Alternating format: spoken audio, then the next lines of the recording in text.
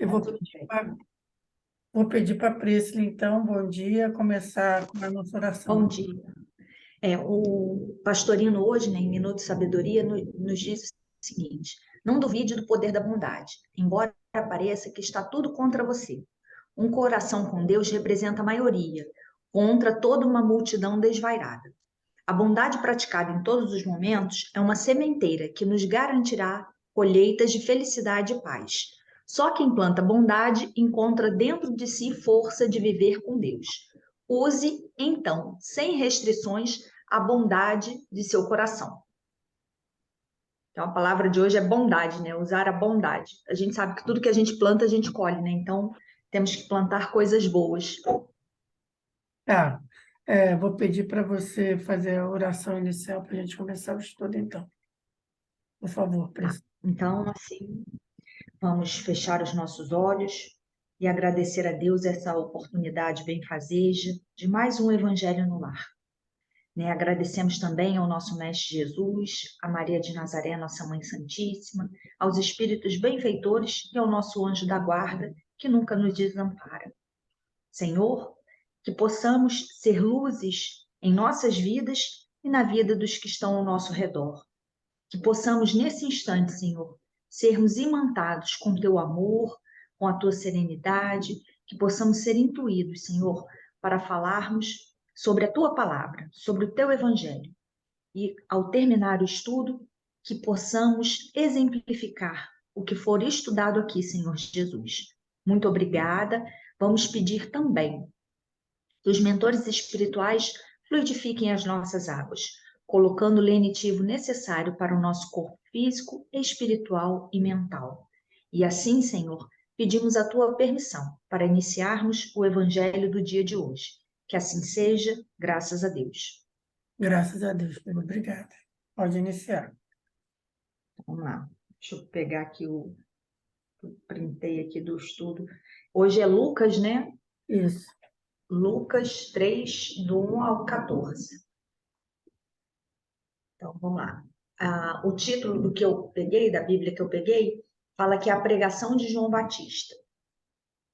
E no ano 15 do Império de Tibério César, sendo Pôncio Pilatos presidente da Judéia, e Herodes tetrarca da Galileia, e seu irmão Filipe tetrarca da Itureia e da província de Traconites, e Lisânias tetrarca de Abiline.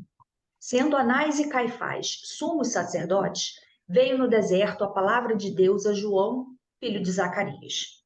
E percorreu toda a terra ao redor do Jordão, pregando o batismo de arrependimento, para o perdão dos pecados. Segundo o que está escrito no livro das palavras do profeta Isaías, que diz: Voz do que clama no deserto, preparai o caminho do Senhor, endireitai as suas veredas. Todo vale se encherá e se abaixará todo monte e outeiro, e o que é tortuoso se endireitará, e os caminhos escabrosos se aplanarão, e toda a carne verá a salvação de Deus. Dizia, pois, João à multidão que saía para ser batizada por ele: Raça de víboras, quem vos ensinou a fugir da ira que está para vir? Produzi, pois, frutos dignos de arrependimento, e não comeceis a dizer em vós mesmos: temos Abraão por pai. Porque eu vos digo que até destas pedras pode Deus suscitar filhos a Abraão. E também já está posto um machado, à raiz das árvores. Toda árvore, pois, que não dá bom fruto, corta-se e lança-se no fogo. E a multidão o interrogava, dizendo: Que faremos, pois? E respondendo ele, disse-lhes: Quem tiver duas túnicas, reparta com o que não tem.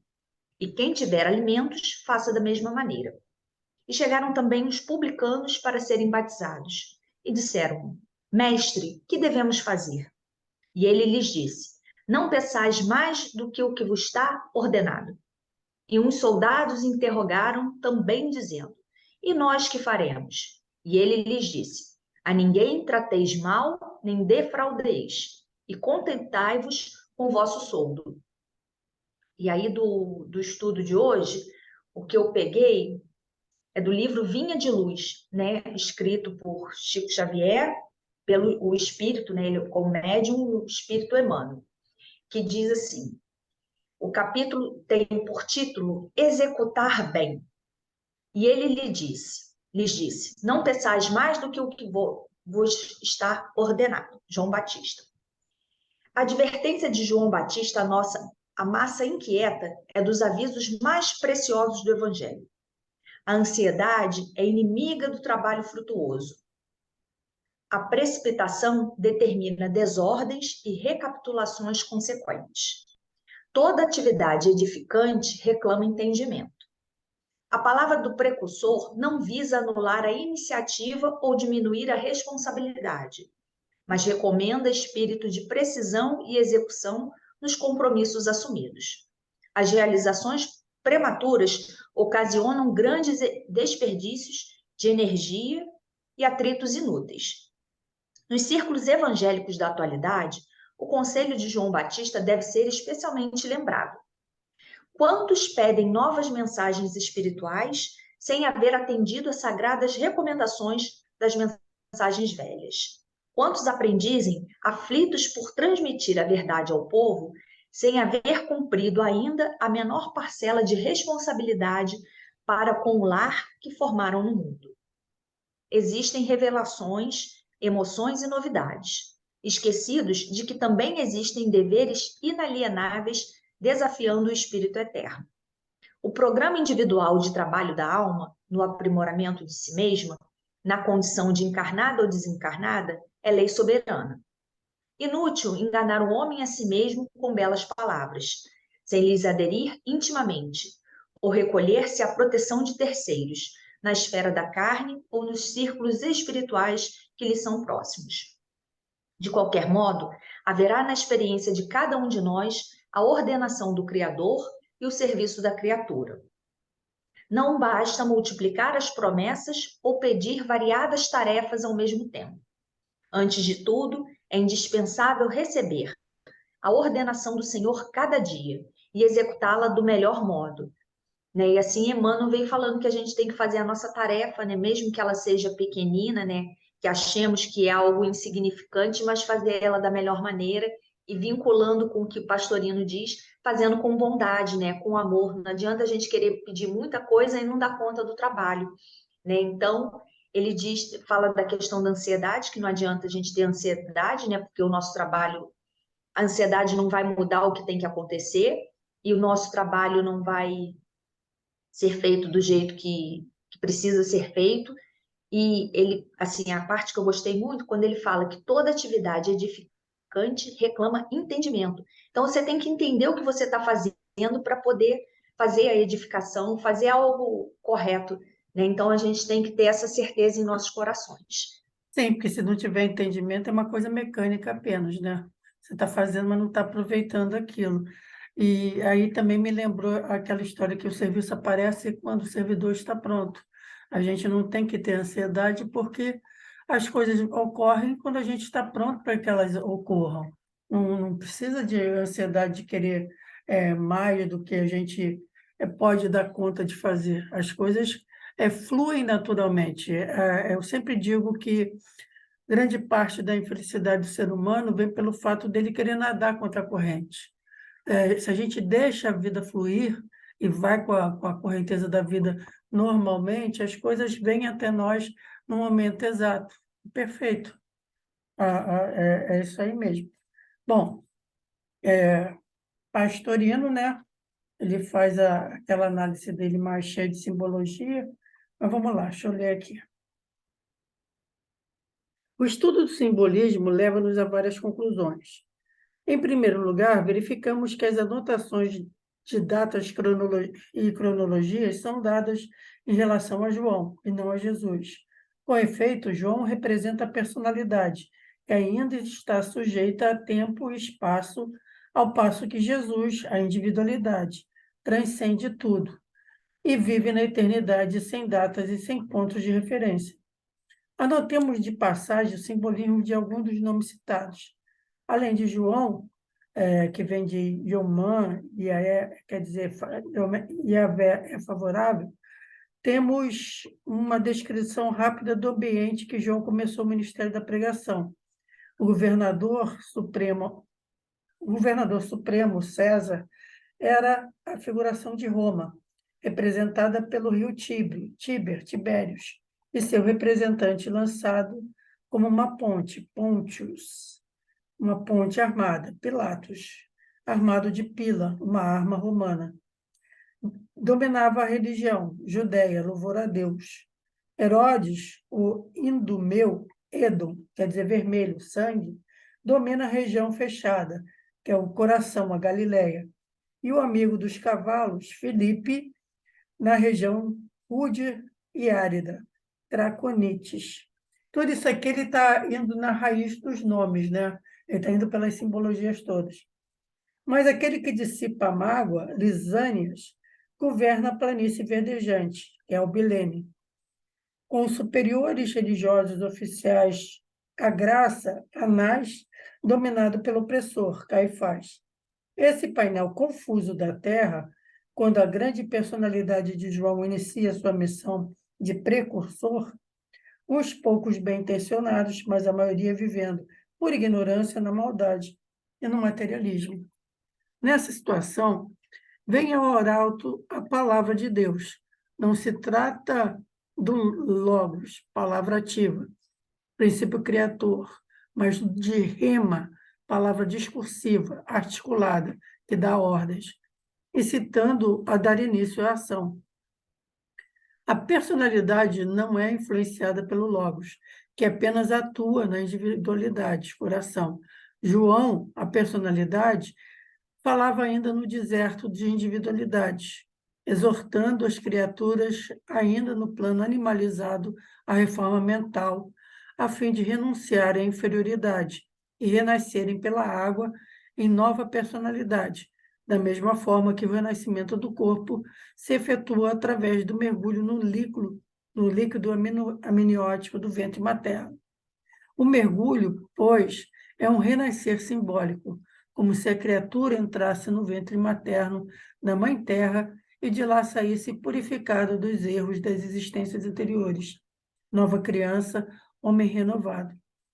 Todas as arestas precisam ser aparadas, os excessos amputados, as deficiências preenchidas, retificadas as veredas das intenções, afastadas as pedras, embotados os espinhos, para que a personalidade possa elevar-se, vendo a salvação que vem de Deus e atingindo, assim, através do ingresso no reino dos céus, isto é, do viver na individualidade, a capacidade de aprender os ensinos de Jesus.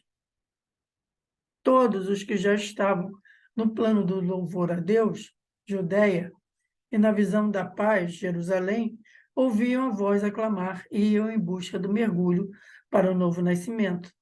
Só quando a criatura atinge determinado grau de maturidade e que pode ouvir o apelo divino, porque toda reforma e toda melhoria em que vir de dentro para fora, tem que vir de dentro para fora.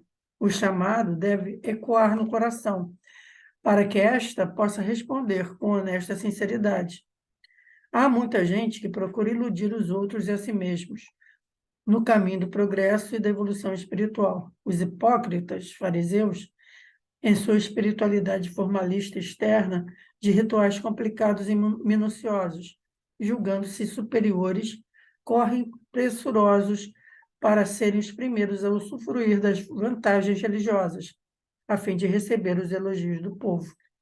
E os que estão em posição de proeminência, os saduceus, embora materialistas de convicção, ambicionam ser tidos como rigorosos no cumprimento da lei, para não perderem suas posições de mando e influência. Ambas essas classes são severamente repreendidas por João, a quem não interessa agradar, mas sim pregar a verdade prestes a chegar. Sua tarefa de precursor estava acima das conveniências humanas. Não lhe importava angariar adeptos e bajuladores, nem número de criaturas, nem a elevada posição social ou religiosa dos discípulos. Sua missão era despertar os amadurecidos que aguardavam no ímã do coração a voz de comando. O arauto não se deixava levar de respeitos humanos, mas falava abertamente, embora soubesse que estava sujeito a ser abandonado e depois combatido e perseguido pelos grandes do mundo e da religião. Mas a verdade tinha que ser proclamada desassombrosamente, apesar das dolorosas consequências terrenas que pudessem advir daí. O momento crucial estava à porta. O machado, que derrubaria as vaidades ilusórias, já estava à raiz das árvores. E se não houvesse sinceridade nos grandes, os pequeninos, humildes e ignorantes, perante o mundo, viriam tomar-lhes o lugar. Embora pedras, ainda presas da letra, se tornariam em filhos de Abraão, em eleitos do reino dos céus. Os rebeldes e fingidos seriam lançados no fogo do karma, da ira vindouro. Mas todos os que demonstram real arrependimento e boa vontade eficiente de trilhar a nova senda, esforçando-se da alma e do corpo, esses serão aproveitados, desde que substituam os erros do egoísmo pela caridade, da usura pela generosidade, do abuso pela benevolência, da violência pela cordialidade, da crítica acerba pela compreensão, da ambição desmedida pela conformação resignada. Então, esse estudo de hoje, como todos eles, né, ele é muito atual, porque a gente ainda precisa do João. A gente ainda precisa do precursor, porque a gente ainda não está no nível ainda de Jesus Cristo. A gente ainda precisa desse comando do João, que vem para chamar a atenção, né, da gente do que precisa ser aplainado em nós, do que precisa ser reformado em nós. A gente ainda está nesse nível de ainda despertar para reconhecer todas as nossas inferioridades, para começar a pensar em combatê-las, as nossas inferioridades, para aí sim começar a pensar em Jesus Cristo, né? Porque Jesus tá muito além da gente. A gente tem necessidade ainda desse precursor, e como ele fala aqui, clama no deserto das individualidades. O que é isso?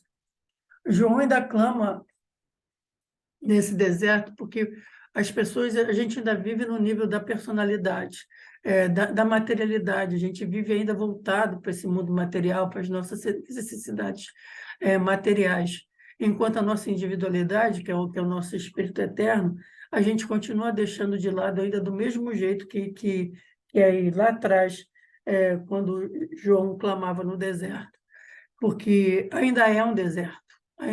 Infelizmente, a gente ainda vive nesse deserto, porque passaram-se milhares de anos, mas a gente continua cometendo os mesmos erros e talvez até pelo desenvolvimento da sociedade humana, com tantas facilidades, tanto conforto, tantos chamamentos, né? A nossa sociedade tem tanto chamamento para a vida material, para o prazer material, que se bobear, o deserto até cresceu, porque realmente são poucas as pessoas que têm essa consciência plena de que são individualidades, de que são espíritos eternos e que vivem totalmente para o espírito, ou pelo menos lembrando diariamente que eu sou um espírito, tendo uma experiência material e não o contrário, porque muitas vezes a gente acaba passando a vida inteira vivendo só para essa vida material, esquecido de que a vida não é isso, que a vida é uma experiência espiritual. O que você acha? É isso mesmo, né? Ele, nessa simbologia toda, eu fui anotando aqui algumas coisas, né? Conforme fala, a palavra de Deus é sempre atemporal, né? O que Jesus nos ensinou é, conforme você disse, é muito atual. Era atual naquela época e continua atual hoje, por conta de todo esse. Eu até anotei aqui que ele fala de painel confuso da Terra, né? E quando ele fala que o materialismo impera, a gente sabe que o materialismo impera. Você está falando aí dos chamamentos que nós temos no nosso dia a dia, né? Todo esse boom da internet e toda essa distração, né? Porque às vezes você fala assim, já trabalho tanto, já faço tanta coisa, então eu vou me distrair. Ficar vendo umas coisas assim que não agregam nada, não tiram você do lugar, né? Você está ali, mas não tá crescendo. E aí, quando fala dessa questão toda, eu linko ao Pastorino, né? Na frase que ele fala que o coração com Deus representa a maioria, contra a multidão desvairada, que é o que acontece, né? Então, assim, tem tudo a ver com estudo, né? E quando o pastorino vai dizendo aí, quando as pessoas têm uma maturidade espiritual, elas conseguem ouvir esse chamado, né? O que você veio falando, quando o trabalhador está pronto, o serviço aparece. E nessa questão de despertar essa toda essa pandemia que nós vivemos há pouco tempo, né, fez despertar tantas coisas boas, né? Despertou coisas ruins, porque cada um só pode despertar aquilo que tem no coração, né? Então, tantas coisas que estavam aparentemente invisíveis foram aparecendo, tanta ajuda foi dada, né? Tanta solidariedade, tantas pessoas auxiliando, porque é o que realmente importa, né? E quando ele comenta aí a questão do culto exterior, né? Está preocupado com essa questão do culto exterior para ser elogiado pelo povo. A gente sabe que a gente não precisa disso. A gente precisa da aprovação de Deus, né? Eu posso fazer lá no cantinho o que eu tiver que fazer, mas eu não preciso estar gritando aos quatro ventos. Isso me fez lembrar até uma frase de Chico Xavier, em que ele diz, eu acho que é de Chico Xavier assim, ele diz, não leve a palavra de Jesus aos locais. Muitos já fazem isso. Leve seus ensinamentos, né? Leve o seu exemplo. Então, que possamos levar os ensinamentos de Jesus, que possamos praticar. É para isso que a gente está estudando, né? Mas a gente sabe que tem uma diferença muito grande entre a teoria e a prática. Né? As provações vão aparecendo, os testes vão aparecendo para a gente fazer lá, ver se aprendeu ou se está só lendo e não aprendeu.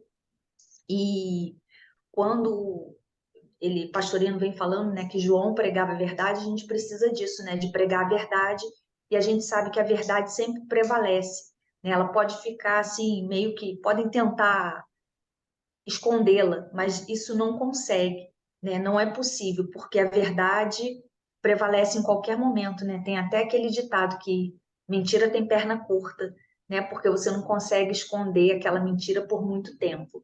E a gente tem que lembrar a importância, né, do nosso arrependimento e da boa vontade para trabalhar no bem, para trabalhar no amor e seguindo, né, sabendo que as dificuldades são muitas, né, tem toda essa questão material, o que a gente sempre vai falando da questão do antissistema, né, nós precisamos da matéria, mas nós não somos matéria, né, nós somos espírito. E como espírito, a gente precisa angariar tesouros espirituais, que é o que nós vamos levar, né? Porque quando a gente morrer, não vai levar nada disso, nem o nosso corpo, né? Vai ficar tudo aí. Vai levar o que nós fizermos, seja bom ou ruim. Então, que lembremos de Pastorino trabalhando a bondade, né? Para a gente poder levar mais coisas boas do que coisas ruins. Tem, e aquilo que eu falei também, a coisa do como a nossa sociedade evoluiu, os chamamentos materiais hoje em dia são bem mais fortes, né? Porque hoje em dia a gente tem uma sociedade cheia de facilidades. Antigamente não, tinha várias dificuldades. A vida era difícil materialmente. Hoje não, ela se torna bem mais fácil e cheia de atrativos, né, Priscila? Cheia de atrativos. Então, para a gente, nós que estamos encarnados hoje, né, a gente ainda tem que enfrentar, além da nossa própria inferioridade, né, lutar contra nós mesmos, a gente tem esse lutar contra esse agravante, que é o chamamento externo, para as facilidades, para os prazeres materiais de toda ordem. E tudo é fácil hoje, né? Então, como eu falei, é uma dificuldade a mais, mas aquela que a gente também aprende que é como se a gente fosse os trabalhadores da última hora, né? Mas que sejamos os trabalhadores, porque ser o trabalhador da última hora também é passar por esse teste, essa aprovação de resistir a todas essas facilidades que nós temos no mundo, né? Mercedes, está quietinha, não quer falar nada, amigo?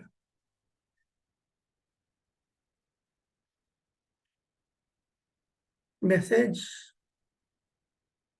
Não, está quietinha ela. De repente até é uma cochilada porque ela está com. Ela tá. Ué, tô ouvindo, Quer falar? tá ouvindo? Sim, Minha internet caiu umas 10 vezes, estou prestando atenção, mas estou quietinha aqui. está quietinha aí. Então tá, amiga, melhoras aí. É, então acho Tô, que é isso, né? A gente tá. continuar na guerra contra nós mesmos, né? E saber ter sempre em mente que nós somos espíritos vivendo na matéria e não o contrário. Bom, se ninguém quiser acrescentar nada, eu vou pedir para a Pri, então, fazer a nossa oração de encerramento, por favor. Pode ser. Não gostei dessa frase, não. Guerra contra nós mesmos, não gostei, não. O quê? Não quero entrar em guerra comigo, não. Essa guerra contra nós mesmos, não. Vamos Não contra a mudar nossa essa inferioridade. cultura aí. Vamos Combate à continuar no inferioridade. trabalho, no Ah, trabalho firme. Guerra, não quero guerra, já tem tanta guerra, ainda vou entrar em guerra comigo, estou ferrado. não, mas essa coisa também comentada essa semana foi dia de São Jorge, né? Aí eu vi um monte de gente falando, não, que São Jorge ajuda a gente a enfrentar os dragões, blá, blá, blá, blá. Mas as pessoas parecem que não se tocam, que os dragões que a gente tem que enfrentar os nossos dragões, que a gente tem que pedir ajuda a São Jorge, é tudo quanto é santo para atacar os nossos dragões, né? Não é nada externo. Bom, Pri, por favor. É. Então, assim, né, vamos fechar os nossos olhos, nos lembrar dos ensinamentos do dia de hoje, agradecer por esses momentos benfazejos, né, que nesse exato momento possamos cada um em nossas casas receber esse passe confortante, vindo do alto da cabeça, né, passando por todas as células inflamadas e substituindo-as por células sãs até a ponta dos pés. Que possamos ser imantados com esse amor de Jesus que cobre a multidão de pecadores.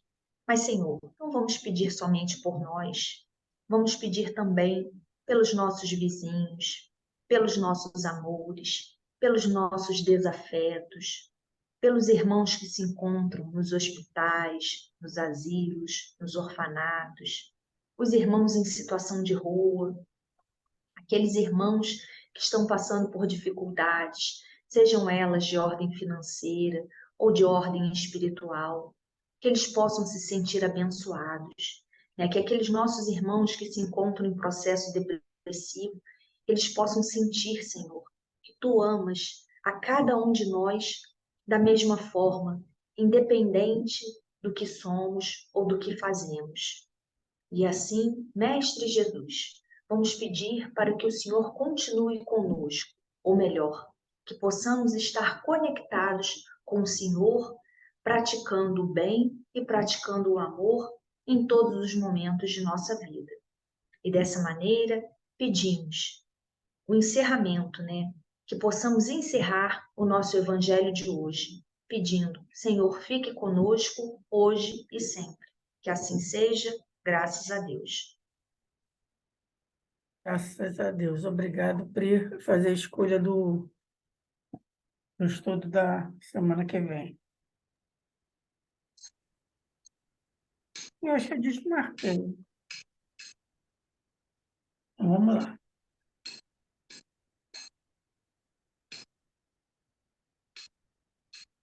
Lucas 23, do 39 ao 48.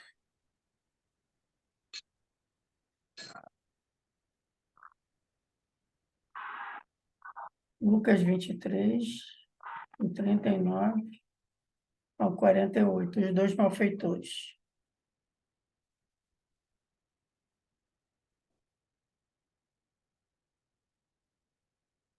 Dois malfeitores, os dois, não, do 48 não, 49, do 39 ao 49. Os dois malfeitores e a morte de Jesus.